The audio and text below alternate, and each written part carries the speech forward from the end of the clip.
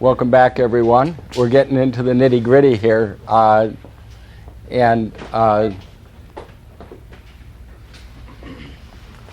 You recall that Maimonides has two big topics that he wants to consider in the Guide to the Perplexed.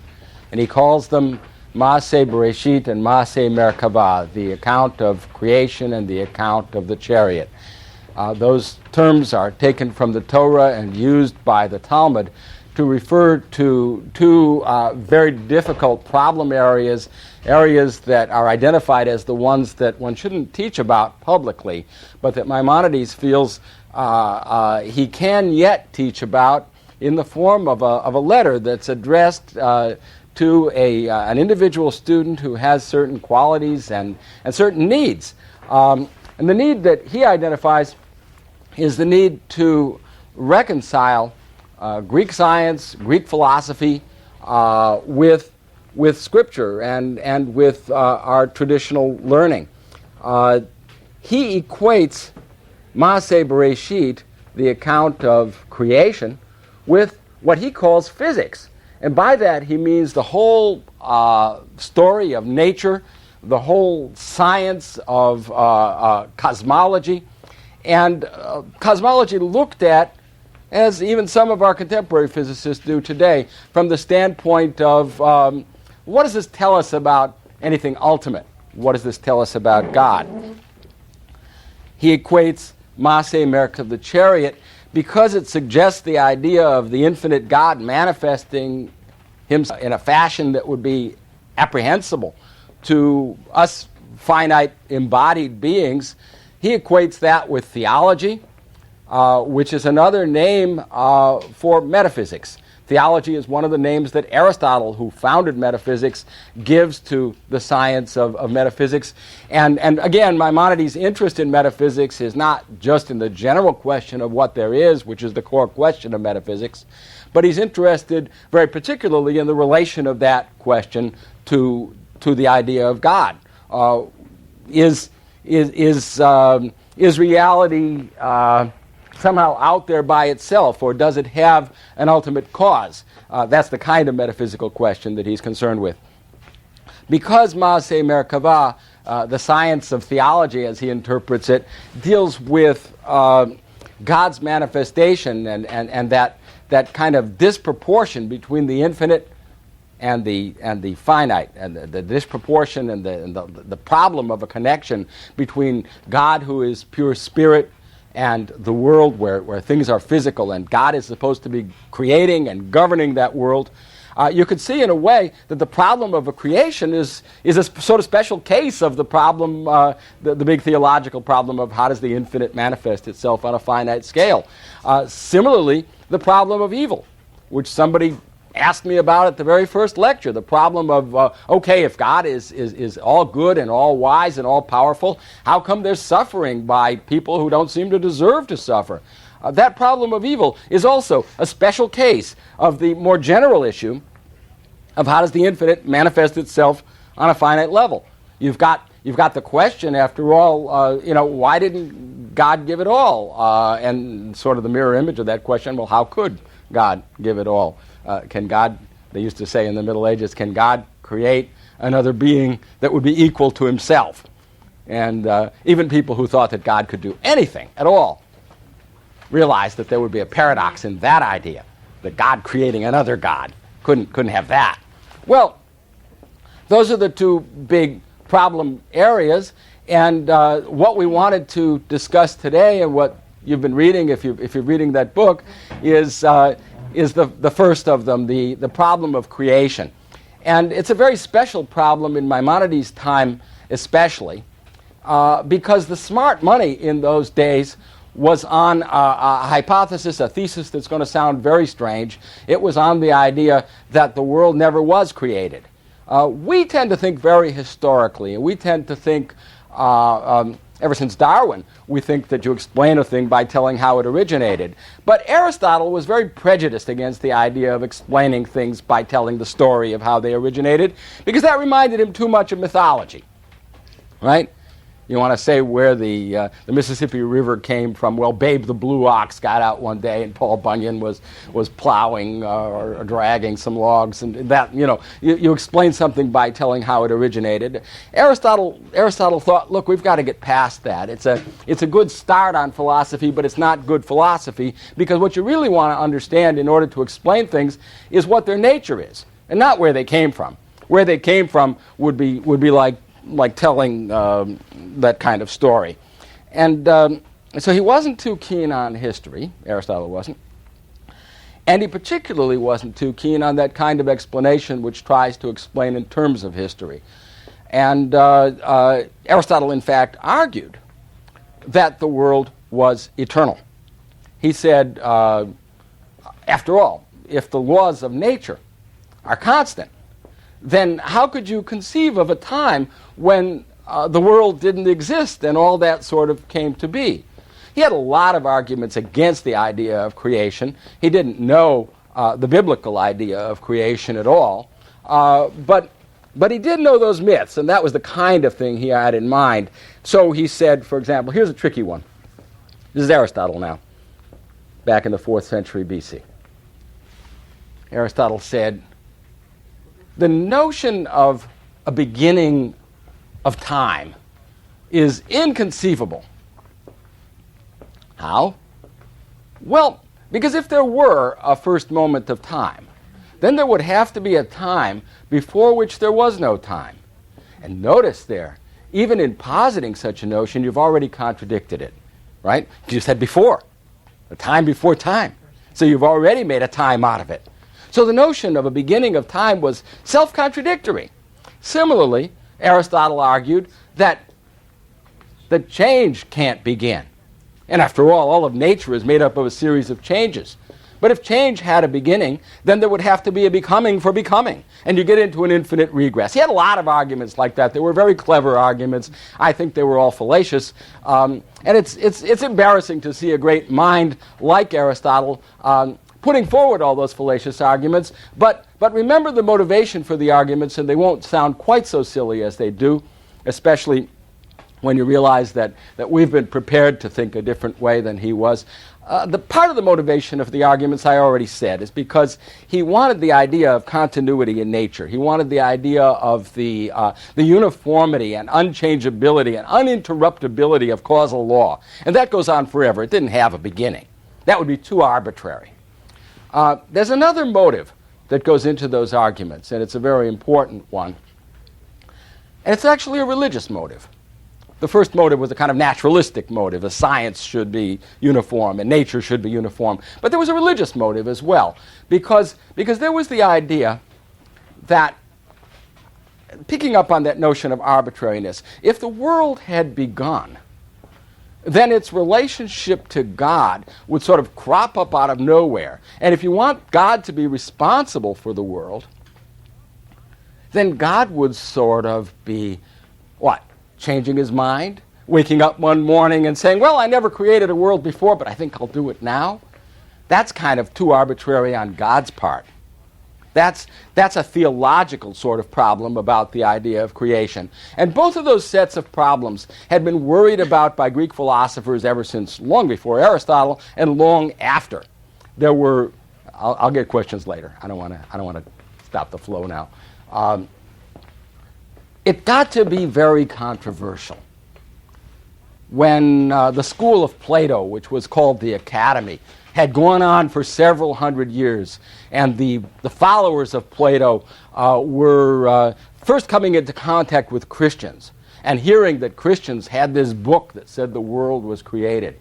Those Greek philosophers who were pagans, followers of Plato in the Platonic Academy at Athens, were horrified at the thought, because they thought that, look, God is essentially a creator.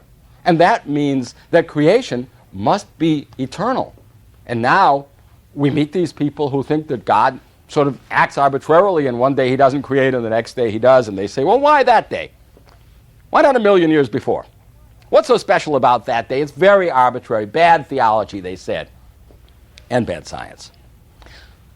They had all these philosophical and logical and scientific arguments against the idea of creation. And Maimonides is trying to explain in the Guide to the Perplexed to a person who's very familiar with those arguments, who's very familiar with Aristotelian philosophy, who's very familiar with the Neoplatonic interpretation of Aristotelian philosophy. He's trying to explain to such a person why the idea of creation is not pure nonsense, is not bad theology, is not incompatible with science. That's the kind of perplexity that he's trying to address. And he addresses that question by considering two different kinds of metaphysics. One, and I got to teach you two words here. They're words that are in the book, but two different schools of thought. One is the idea of the Kalam philosophers. That's K-A-L-A-M. K-A-L-A-M. These were Muslim theologians, although there were some Jews in the same mode as well. They were Muslim theologians, 8th, 9th, 10th centuries and beyond, who did metaphysics in a way that was designed to vindicate Scripture. They were not Aristotelians at all. They didn't even accept Aristotelian logic, which any good philosopher would use as a starting point. They had their own version of logic. And they had their own version of metaphysics. And they began by addressing the question, the very basic question of metaphysics. What is it for a thing to be? Take anything and ask yourself, what is it for that thing to be? Notice they said, what you posit if you present to yourself the idea that a thing is. Well, you posit that it is now. Does that imply that it exists later? Not necessarily. Just that it exists now. You posit that it exists here, at this particular point, and at this particular time. Does that imply that it exists elsewhere? Certainly not. You posit that it has certain characteristics. Does that imply that it has any others? Certainly not. So if you take the idea of being and you analyze it, these Kalam thinkers said, you're going to wind up with a little bitty being. How small is it? Well, it's so small that it doesn't have any size. It's not going to have any size at all. Because if it did have any size, you'd be pretending, just contrary to the reasoning we just went through, that it exists not only here but also there. And that's more than was posited. It doesn't have any duration either. It's going to exist for one instant and it's going to be gone. Because if it had any duration, you'd be positing not just that it was now, but that it was later too or before. So it doesn't have any extendedness in time or in space. And it has only the characteristics that it's given.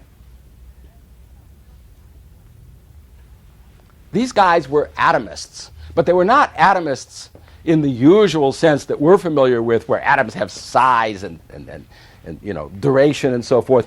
They were very radical kind of atomists who pushed that idea much, much further and thought that these little beings, they don't exist by themselves, of course.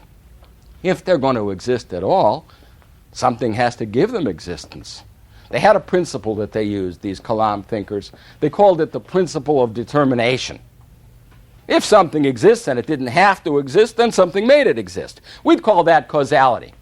Later on, Leibniz calls it the principle of sufficient reason. If something exists, there's got to be a sufficient reason why it exists. It didn't have to exist. All right? They figured God gave existence to these atoms. They're very, very small, occupying no space at all. They have position. And they have a point in time. And when I say a point in time, a geometrical point in time, right? No duration beyond that instant. And then poof, they're God. Unless, of course, God, who gave them existence the first time, pleases to create them again. So if you ask yourself, when you look at the world, first of all, why don't we see these little particles? Well, of course, they're much too small. But we see bunches of them. And why do they seem to stick around, or at least the bunches of them seem to stick around? Well, God is creating, at every single moment, all the atoms that make up this chair. Does he create them in exactly the same place where they were? Well, no, because the chair will appear to move. But God creates them in the appropriate places to make it look like they move. And of course, you don't see them disappearing and reappearing because it's like the movies. You don't see the individual frames of the movie when they go by. It's too fast, right? Just like they're too small to see. They're moving too fast. Moving? And they're not actually moving at all. They're being created, disappearing, created again, right? Change, well, that would be a bit of a paradox for something to become what it is not. There isn't really any change. Not really any change. There's just this creation and disappearance and recreation and reappearance. It keeps God kind of busy, but God is up to it. All right. Now, you might ask, okay, if all these things are created and disappearing all the time,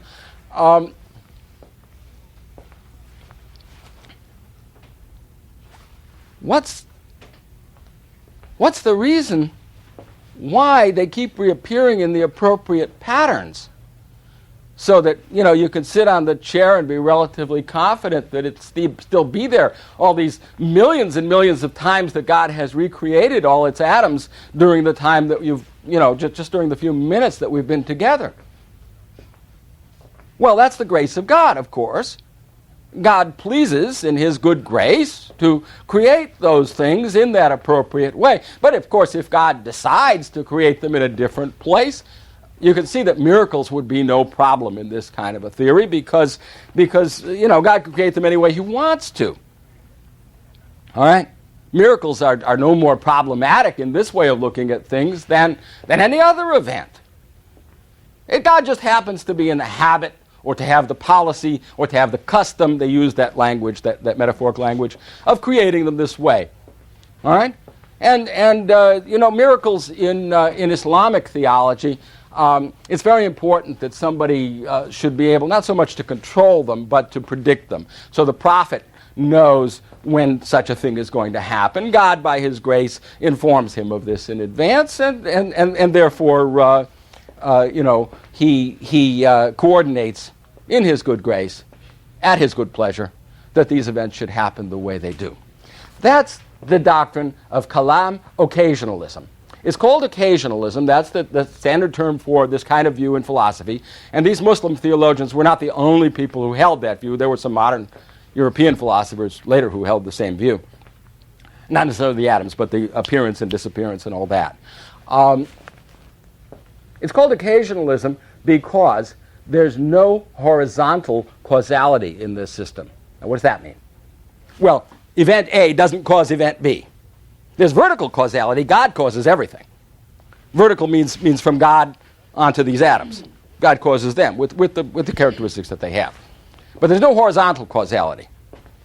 If the one billiard ball hits the other billiard ball and the other billiard ball rolls away, God created each of those events. Okay? Didn't have to do it that way, but that's the way God habitually does it. So one event is the occasion of another. We still use that language in English. He came on the occasion of her birthday. Not necessarily because of her birthday, right? But just on that occasion.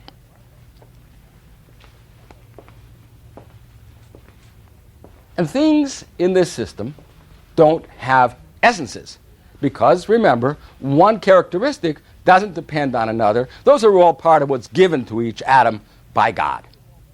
Okay? Now, this is the first position that Maimonides wants to consider. It has a very great attractiveness to it in a certain curious, quirky way, because this is the position in which creation is really put up on a pedestal. Right? Creation is happening all the time. Like it says in the Rodgers and Hammerstein song and Flower Drum song, 100 million miracles are happening every day. 100 million, way underestimate, right? Trillions and trillions and zillions of miracles just to keep this piece of furniture here. It might not look that remarkable to you, but that's just because we're used to it. God allows us to be used to it. And of course, when you hear my voice, God creates my voice. And my speaking and my intention to speak. And God creates your hearing. You're not hearing because I'm speaking. You're hearing on the occasion of my speaking, right? But no event depends on any other, no thing depends on any other characteristic. All characteristics are called accidents. That doesn't mean that they happen at hazard. It means that there's no essential relationship between the thing and the properties that it has. No essential relationship. Okay? And the big attraction of this view is in the idea that creation is going on all the time. God is totally creative. Everything is constantly created by God. And if you think that this view had no impact on Jewish thought, consider the line that we say in the Shachris prayers. Right? We thank God for creating every day in His goodness, for recreating the act of creation, renewing the act of creation. And then there's a proof text for it from the Psalms. As it is written in the Psalms, for He who maketh, present tense, not who made, for He who maketh the great lights, that's the name that's for the sun and the moon in Genesis, for He who maketh the great lights, and then the refrain, right?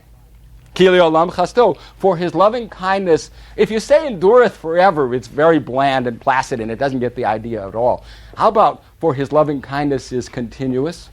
For His loving kindness is eternal? For His loving kindness is timeless? For His loving kindness is continuous? That gets more the sense of it. You see, and what the guy is quoting here is saying, God is recreating, the whole sustenance of the world is depending on all these countless acts of recreation every day. And I tell you this in order to show you how attractive this idea was. Maimonides is going to reject this idea. He's going to reject it because it makes science impossible. He's going to reject it because it makes engineering impossible. And he's very specific about that. He says, you know, this book by the Muslim engineers, the Banu Shakir, 100 devices in this book. If this business about all these atoms never touching each other were true, none of them would work. Things that he as a physician uses every day, like the clepsydra, which is used for extracting urine, wouldn't work. Maimonides, like most medieval thinkers, notices that the existence of atoms requires the existence of a void, vacuum, and like most medieval thinkers, he thinks that's logically impossible. How could there be something which is nothing? Okay? So he's got an extra reason for being uncomfortable. But the fact that it makes science impossible, the fact that it makes medicine impossible, the fact that it makes engineering impossible, because there's no coordinated, there's no necessity about causality. There's no reason why things should happen the way they do, except that God wills it that way. That's too arbitrary. Maimonides also argues, if there's no horizontal causality, then it would seem that God did a lot of things in vain. God, for example, we thank God, don't we, for giving us the food that nourishes us. Well, heck, why not cut out the middleman? If there's no dependence of the body on the food, if the food doesn't actually nourish us, why did God even bother creating the food? Right? What exactly is it we're thanking God for? God is sustaining us. Why did God create stuff that we think sustains us but doesn't really? You know, there's a lot of junk out there that you don't really need. Okay? So he's got theological problems as well as scientific and philosophical problems with this view. One of the things about the Kalam, however, he's kind of intrigued by the fact that they don't think reality is exactly the way it appears to be. And he's particularly interested in the fact that they don't think possibility and necessity are matters of logic. And they don't think that those possibilities and necessities are tied to the steady nature of things. They think, in fact, that anything you can imagine is possible. He's not crazy about the idea of making imagination the standard of possibility, but the idea of separating possibility and necessity from what's familiar. That, he thinks, is a very interesting idea. Put a bookmark in that and hang on to that. I want to tell you about the second school of thought that he considers with regard to the idea of creation, and then I'll tell you about his own view. The second school of thought is the school that he attributes to those Neoplatonic Aristotelians. those people that he calls the philosophers. And in my book, I put a capital P in philosophers because I wanted you to know that he's talking about philosophers of a certain school, the people who took the name, and in Arabic they call themselves falasifa, using the Greek word. You know, in Greek it means lovers of wisdom, but in Arabic it's just a transliteration of the Greek word. Those are people who are following the Greek tradition, and the big Greek tradition that was Aristotelian and that was in his time dominated by Neoplatonic interpreters of Aristotle. Now I'm only going to tell you one or two things about them. I've already told you one, namely that they believed the world was not created but eternal, and that they believed this both for scientific, naturalistic reasons and for theological reasons. One of the things you need to know about those philosophers, the Neoplatonic Aristotelian ones, is that they thought that the relationship between God and the world was a relationship of a kind of absolute reality which was basically intellectual in its character, manifesting itself in the forms that we all see. It was like a precipitate from a supersaturated solution. Now, I know you might not remember your chemistry too well, but remember making rock candy. When you make rock candy, you dissolve sugar in hot water. And the hot water is going to hold a lot more sugar in solution than cold water will. And then if you put a stick or a string or something in there and let the water cool, it's going to start precipitating out onto that string, and you're going to get crystals of sugar on that string. It's called supersaturated solution because it's holding more than it would hold at room temperature. And as it cools, it precipitates out. It plates out or crystallizes out onto that string, and you got yourself, you give it to the kids, a piece of rock candy.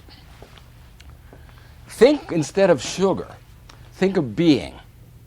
God is like a supersaturated solution of being, which just generously overflows, like light from the sun, like water from a spring, like ideas from the mind. And those ideas are the reality which get refracted and reflected and passed around and passed down, and that's what all of nature is. If you've studied Kabbalah like Badana has, then you know that this idea of sorry about that. then you know that this idea of emanation was picked up by the Kabbalists. They use the idea of emanation. They call it atzilut, right?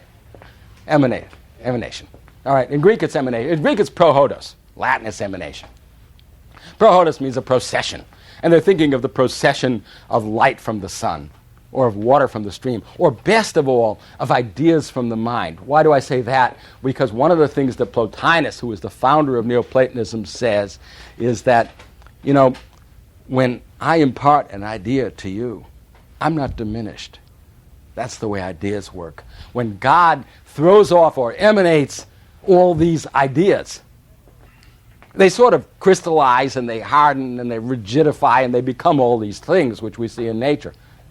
They become life. They become the planets. They become the lesser gods, because remember, these guys are pagans. They become the world in the end, all of nature. And the wisdom and the design and the order that we see in nature is all because of the fact that nature is a kind of crystallized idea. Time, as Plato put it himself, is the moving image of eternity. Time is the moving image of eternity. Now, the beauty of Neoplatonism, which these Muslim and Jewish philosophers imbibed, the beauty of it is that there you don't actually have a real big problem about how does the infinite relate to the finite. You've got that relationship described in pictorial, intellectual, dynamic, logical terms. They will say, how does God, who is the one, relate to the many? Well, in the same way that the number one relates to all the other numbers. It generates all the rest. Do you remember, they taught you this in geometry in high school. Do you remember when they said that the locus of a point is a line, and the locus of a line is a plane, and the locus of a plane is a solid? They didn't tell you that? Or just so long ago. Well, they did. But I bet you they didn't tell you it was Neoplatonic theology. You see what they were doing? I mean, this is Proclus's commentary on Plato's Alcibiades, Proclus's commentary on Euclid's. This is a religious commentary on Euclid's geometry. You see what they're saying? This is how the one, which is God, which is symbolized as the point, because God is undifferentiated, absolutely simplex, generates all of this that we see around us. You know, if there's any loss, that's because of the incapacity and the limitations of what lies below. Because how much can you absorb, after all? So they've got an answer there for the problem of evil, you see? Because there's finitude, there's privation, there's lack, there's vulnerability. But it's a beautiful metaphysical system. Here's the problem. God's act in this system is entirely automatic and mechanical. It's like the sump pump in your basement. It's just putting out all this fluid. It's like the sun, you know, which doesn't turn itself on and off. It just keeps putting out, right? God is automatic in this system. And because God is automatic, the world is eternal.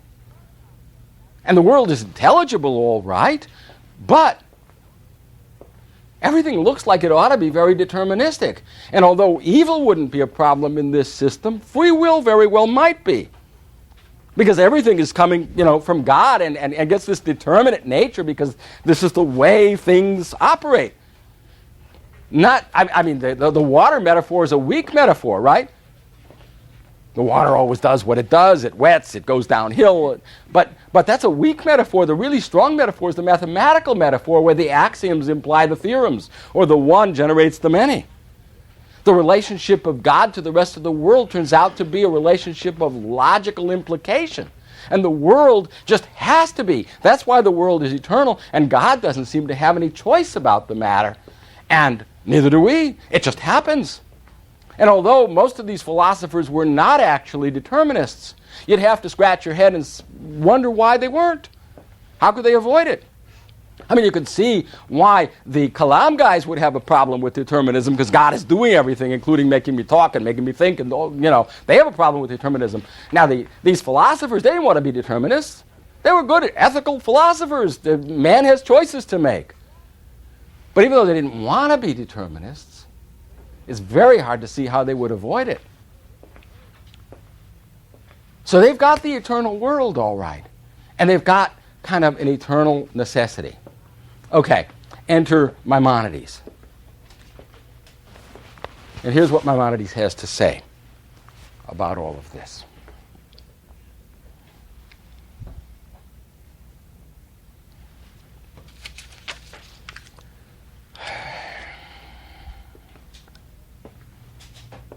He says, you know, you've been taught when you studied your Aristotle, and you were taught by good Aristotelians, he says, addressing the young man he's writing for. You've been taught by good Aristotelians that it's completely illogical for the world to be created. I guess the first thing that you need to know about that is that Aristotle never proved it. What? That's shocking. I could point you to a dozen different proofs in Aristotle's text where Aristotle thinks he proved it. But you know, the word proof is a funny word. The word Maimonides uses, demonstrated. That's a very high standard of proof.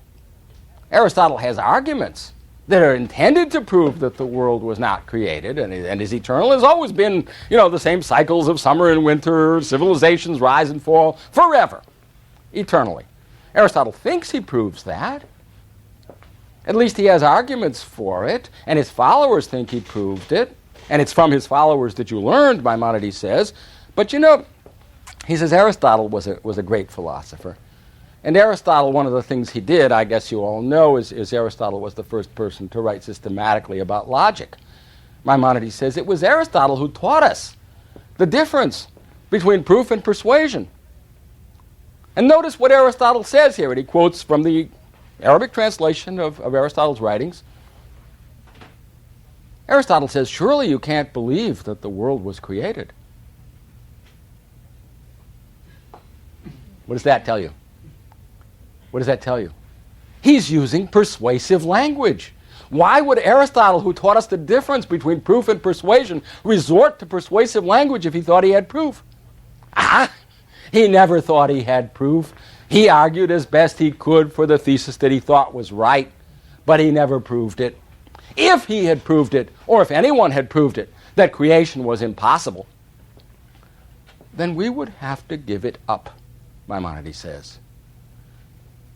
If there were proof that creation is impossible, we would take all the passages in the Torah which refer to God as the creator of the world, and we would allegorize them the same as we did with anthropomorphic passages. When it said, remember last time, God's nose was on fire, we don't take that literally. We allegorize it. We understand what that means. And you recall last time we learned that in that case, when it talks about God's wrath and anger and jealousy, it's referring to intellectual remoteness from God. It's always assigned to people that don't really understand God and therefore aren't really in touch with God. It has nothing to do with God having a nose, let alone with that nose being kindled. Okay? We would allegorize creation the same way if we knew that it was impossible. But we don't. And we have a very basic principle, which is don't throw something out unless you know it's impossible. So let's see if we can't make sense of that biblical doctrine of creation. The philosophers' arguments, the philosophers now with a capital P, the Neoplatonic Aristotelians, the philosophers' arguments, if you go through them, and Maimonides goes through them all, are all based on looking at nature the way it is and the way we understand it and saying, given that nature is the way it is, creation is impossible. Look, for example, the argument I mentioned earlier where they said that all change has to have some prior change. All right? Those are the changes that we've studied and that we understand. It doesn't apply to the question of whether there was a first change or not. That would presuppose what you're trying to prove. Look at the idea that the philosophers used, that Aristotle used, that all change takes place in matter. So that if there was change, then there has to be matter in which the change occurred, so matter has to be eternal. All right? That's based on an analysis of the way change is observed to take place. It doesn't tell you anything about the origin of things, if there was an origin of things. Look at the notion that all change requires a prior potentiality. There has to be the basis for the change. Same thing. That's based on the study of nature as we know it. It can't be based on the study of nature as it was when it originated, which we don't know anything about. So all of those arguments are suppositious. They presuppose what they're trying to prove. They presuppose that things are always the same. And then Maimonides makes a beautiful analogy. He gets the idea from a book I translated, my very first book, Haim and Yakzan by Ibn Tufayl, of a person growing up in complete isolation.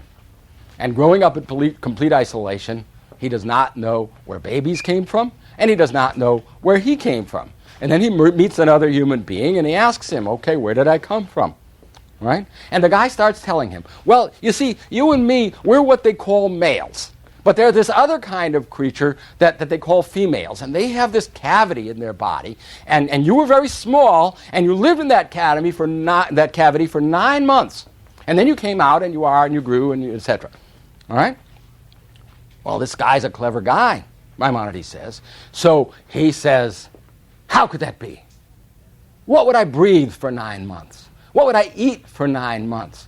Where would my bodily wastes go for 9 months? How would I move? I'd die of suffocation or starvation or putrefaction or some kind of cation. It's impossible, he would say, because he couldn't conceive of living in that condition for 9 months, because he's projecting what he knows about life as it is now onto the originative, what you might, if you'll excuse me, call the evolutionary stages, right? Where it's beginning, where it's getting going, and it doesn't necessarily have the same principles governing it that are familiar now, the stable order that we know as the order of nature. They're projecting back. They're making metaphysical principles out of empirical observations. They don't have any basis to do that. And all their arguments work that way.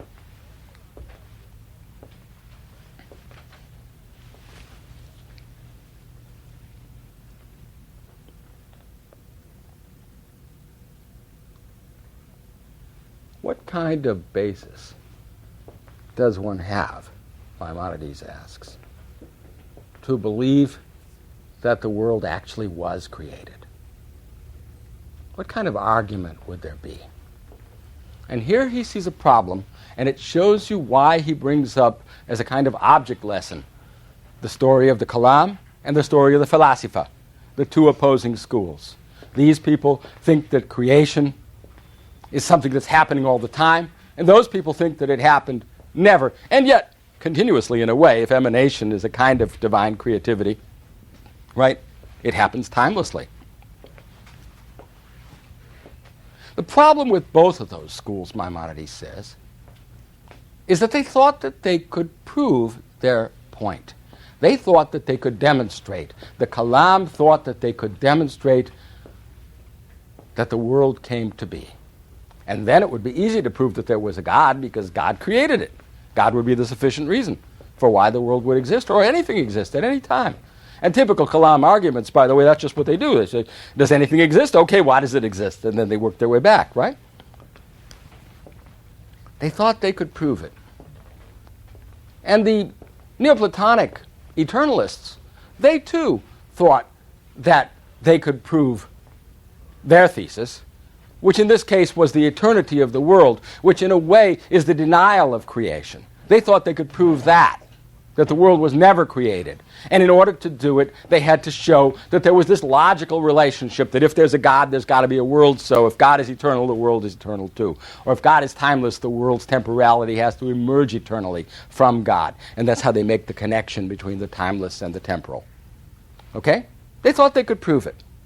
But notice the difficulty they got themselves into.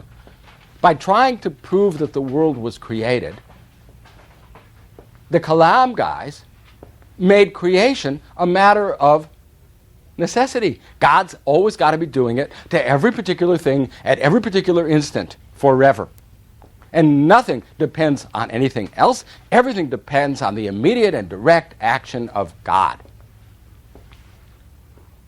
And those eternalist philosophers, the Neoplatonic Aristotelians, they also thought that they could prove their thesis, which was that the world was eternal, and therefore they had to show that there was this logical relationship between God and the world, and they made the world a kind of logical implication of God's existence and nature, which in a way tied God's hands, right? God can't do anything else. He just produces all the time.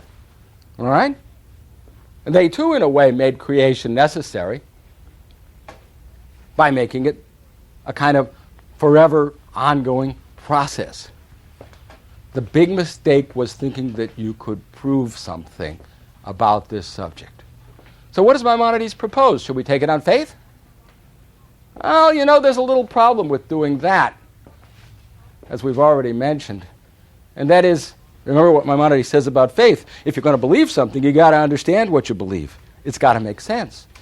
After all, you say, take this on faith, take that on faith. Why not take something else on faith? People come along, they're always making appeals to your faith. Right? And why this faith rather than that faith? Or some other faith? Or no faith at all? Faith and no faith. Right? That's too arbitrary. So Maimonides says this. You've got to follow the advice. You're going to love this philosopher's name, whose advice he cites. It's an Aristotelian philosopher from the Hellenistic period named Alexander of Aphrodisias. Aphrodisias is a real place. It's in North Africa. And Alexander of Aphrodisias was a Greek philosopher who was a follower of Aristotle. And he said, when you can't prove something, take your two best hypotheses, the one that says yes and the one that says no, and see which one of them has the least problems with it. And that's the one you should believe. Okay? That's good advice, good general advice. We've got to treat creation as a hypothesis. And we've got to ask ourselves, is that the hypothesis that has the least problems with it? And Maimonides says that looking at it from that standpoint, he can think of two good reasons why you should believe in creation and not the eternity of the world. It's not going to be those instantaneous, constant recreations of everything in every nanomillisecond, but creation at all by God, as opposed to the world's eternity. Two good reasons for it. One, he says, is more probable. And here's why. I'll tell you the two, to give you a code name. Probable and preferable. Those are the two words that I use. Probable and preferable. Why is it more probable to believe that the world was created? Well, it's more probable because we learn from the philosophers that something which is absolutely simple, if it's operating automatically and not volitionally, is only going to produce something which is absolutely simple, if it produces anything at all.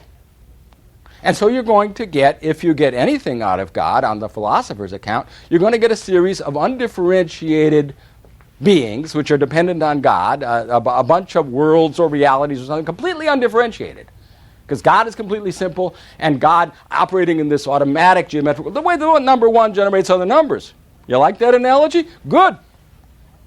1 generates 2, and 2 generates 3, and so on forth. But you don't get color, and you don't get change, and you don't get free will. You don't get this world that we live in. You get a bunch of a series.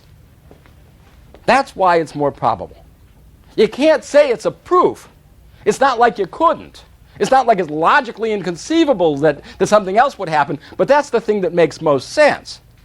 That's why it's more probable to believe in creation. And notice there that creation, as opposed to the mechanism or the implication of the Neoplatonists, has an element of volition in it. All right? Secondly, it's preferable. By preferable, he means it's the better view of God from a theological standpoint. Why so? Well, you've already seen why so, haven't you? Because in the Neoplatonic account, that was regarded as scientific and logical in Maimonides' time, in the Neoplatonic account, God is acting automatically, and the world is eternal. So you can ask yourself, what difference exactly is it that God makes? If the world is eternal, it would have been there all the time, whether God did anything or not. Does the world actually depend on God, as these guys say? Well, so they believe, but what's the basis of this dependence? God is like a fifth wheel. The world is there forever, and God is there forever, and God is doing his thing, and the world is doing its thing. And the world has to be the way it is, and there's nothing about the world which makes it any different from what it otherwise would have been, because everything is determined by God's wisdom or by having to be that way or whatever. That's why it's theologically more preferable. I'm sorry, that's redundant. Why it's theologically preferable. Okay? Probable, because you can't get complexity from simplicity without will. Preferable, because the idea of a God who chooses to make the world the way it is and to make a world at all is a better idea of God than an idea of God who just sits there and the world sits there forever. Those are the two reasons that Maimonides gives for preferring this account. Notice what he's accomplished by that. He doesn't have to say that creation makes the world arbitrary. He doesn't have to say that that there's no such thing as nature, that there's no possibility of science. The world has a settled order which God has laid out.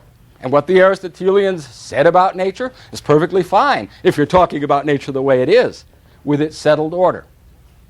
I'll tell you, there's a modern word about that comes down from the scholastic philosophers who followed this approach. The word is ordinary. Ordinary originally meant ordained. Things follow their ordinary course means not just their usual course, certainly not their customary course in the Kalam sense. It means their ordained course. God set it up that way so that there would be laws of nature. So medicine and engineering are possible, and science has predictions and explanations and universal laws. And we don't have to give up that rationality. But we also don't have to give up the idea that things might have been otherwise, which, after all, is one of the core ideas of Bereshit, one of the core ideas of Genesis. We appreciate God's creation because God didn't have to create. There might have been nothing. There might have been darkness. There might have been emptiness in the imagery that the book of Genesis evokes, right? There might have been nothing. And we appreciate the fact that God made this difference and made a world of light and order and love and justice, a world which we observe. And remember, we were talking about Maimonides, the world about Moses, about the world which Moses could appreciate when the Torah says that he saw God's back, not God's face, but God's effects in nature, which the Torah calls God's back. We're going to save one little bit of kalam and one big bit of philosophy. The little bit of kalam that Maimonides saves is the idea that possibility is not a matter of logical necessity. That you can't just look at the world the way it is and say, it has to be that way and that's a matter of logic. That was a mistake that these Neoplatonic Aristotelians tended to make because they thought the whole relationship between God and the world was one of logical implication. No, we're going to be empiricists. We're going to look at the world and figure out it didn't have to be this way, but God made it this way, and given that it is this way, then it has to be this way, based on its own laws, and not on some absolute principles of logic which are built into it from the beginning. That's the little bit of kalam that he's going to save, and that's why he says, when he numbers the basic principles of kalam, and he counts up 12 principles from which their whole system can be derived, the 10th one, where they base the idea of possibility on imagination. He says, don't base it on imagination, but don't make the mistake the philosophers made of thinking that there's this kind of absoluteness about nature being the way it is and confuse that with a logical necessity. Natural necessity is not the same as logical necessity. The big bit of philosophy, of falsafa, that Maimonides preserves is the idea of emanation. It's the idea of emanation, qualified by the notion that it's not an automatic process, but it's a process which we can best understand and best envision in volitional terms. This is an act of will on God's part, an act of grace that God has given being to things. It's not a matter of necessity. It's not a matter of eternity. It hasn't always been that way.